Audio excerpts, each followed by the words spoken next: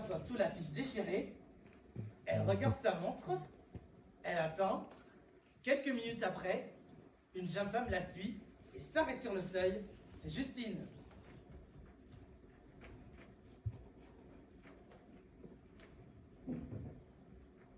Salut. Salut. Il fait pas chaud. T'as froid? Il paraît qu'il va faire plus chaud. Ah bon? Je sais pas.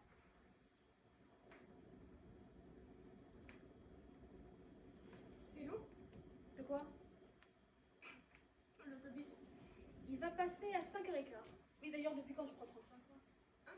Bah, tu prends jamais l'autobus, tu rentres à pied d'habitude, non? Ah. T'habites pas près d'ici? Si. Non, mais... Oui, Diane me l'a dit. Je sais pas comment elle sait ça d'ailleurs.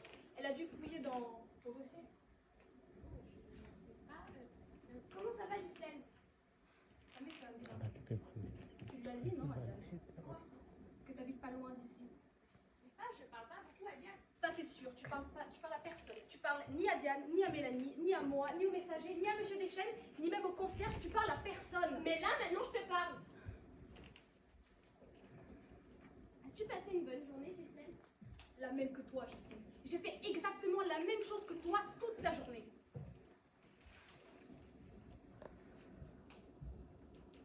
As-tu vu les inondations en Nouvelle hier?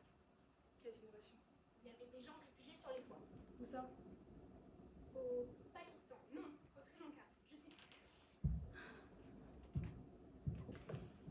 Je peux te poser une question, Justine? Oui. Où est-ce que tu vas le midi? Et pendant toutes les pauses? Depuis 3 ans que tu travailles ici, tu disparais. On se demande vraiment tous où est-ce que tu vas.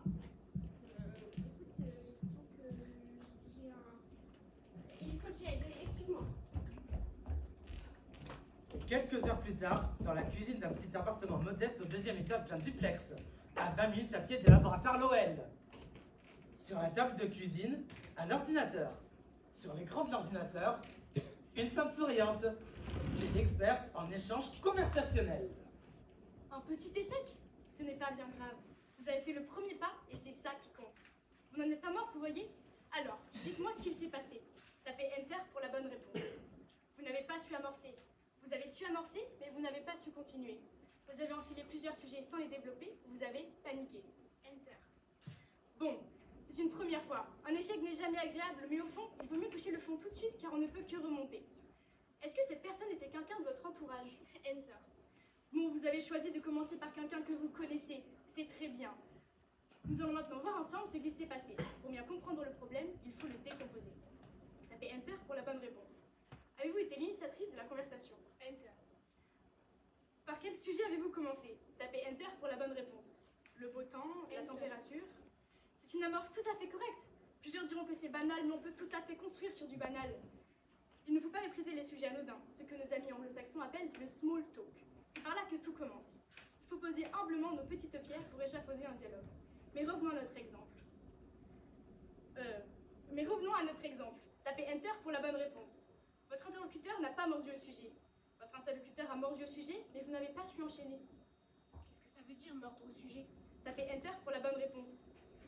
Il a dit, t'as froid? Avec son air bête habituel, j'ai répondu non, avec mon idiotie habituel. Tapez Enter pour la bonne réponse. Vous n'arrivez pas à faire votre choix? Ce n'est pas bien grave. Nous reviendrons sur tout cela lors de la seconde leçon.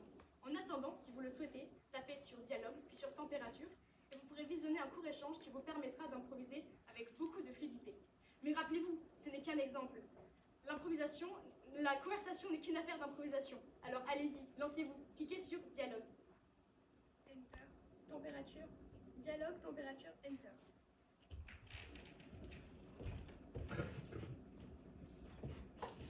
Bonjour Jean-Louis. Salut. Quel temps triste aujourd'hui. Il paraît qu'on en a encore pour quelques jours. Ce temps me rend toujours nostalgique. Pas toi? Pas spécialement. Ça me rappelle les jours de pluie pendant les vacances au bord de la mer. On s'ennuyait tellement. Et toi? Aimais-tu la pluie quand tu étais petit? Je sais pas. Tu aimais sûrement jouer dans les flaques d'eau. Oui, j'aimais ça. Tu jouais seul? Non, avec mon frère. On faisait des concours, celui qui éclaboussait le plus loin. Tu as un frère? Oui, j'ai un frère jumeau. Comme c'est c'est intéressant, je ne savais pas. Mais vous êtes identiques? Oui, identique. Quand on était petit, tout le monde nous confondait. Et maintenant? Maintenant, on est différents. Il porte la barbe, il a les cheveux longs. Vous devez être très proches. Oui et non. Il vit en Australie. L'Australie? Ça m'a toujours fait rêver. T'as dû y aller. J'aimerais tellement visiter l'Australie. En particulier la mer de corail.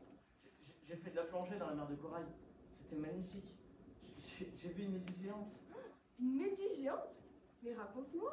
Je m'intéresse beaucoup aux méduses. Oh, je crois qu'on nous appelle. La réunion va reprendre. C'était agréable de discuter avec toi, Françoise. Avec toi aussi, Jean-Louis. Voyez comme un sujet simple comme la température peut mener loin jusqu'en Australie. Mais avez-vous remarqué comme les réponses de Jean-Louis étaient fermées au début? Mais Françoise ne s'est pas découragée et elle a trouvé un moyen tout simple de faire glisser les choses sur un terrain plus personnel. Amenez votre interlocuteur à se raconter. C'est une des clés les plus importantes. Vous voulez savoir comment improviser avec autant de fluidité? Eh bien c'est tout simple, il suffit de s'entraîner. Alors allez-y, tapez sur entraînement, puis sur dialogue, puis sur... Justine est restée longtemps devant son ordinateur fermé, puis elle a ouvert à nouveau. Elle a relu attentivement la liste des 10 étapes faciles. 1. L'amorce. 2. L'attention à l'autre. 3. L'art de la relance. 4. L'attitude corporelle. 5. Les échanges à 3. 6. Les anecdotes. 7. Les rencontres imprévues.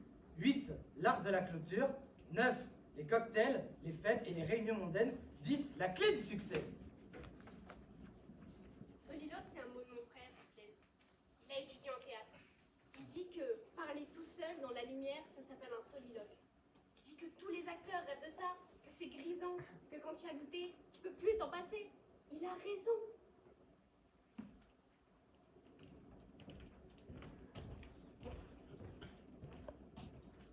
Bonjour, vous êtes sur le répondeur de Justine.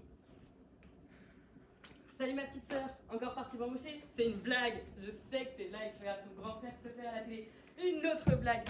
Je sais bien que tu passes pas tes soirées à me regarder. N'empêche, aujourd'hui t'as manqué quelque chose. On a eu un fou rire en plein milieu de l'émission. Les concurrents, le public, tout le monde était tordu de rire. Bon, je voulais te parler de quelque chose. Je te laisse, tu me rappelles, ok?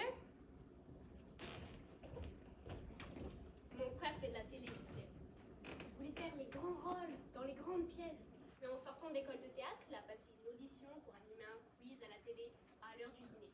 Ils l'ont trouvé tellement naturel, ils l'ont pris direct. Il dit que divertir les gens, c'est aussi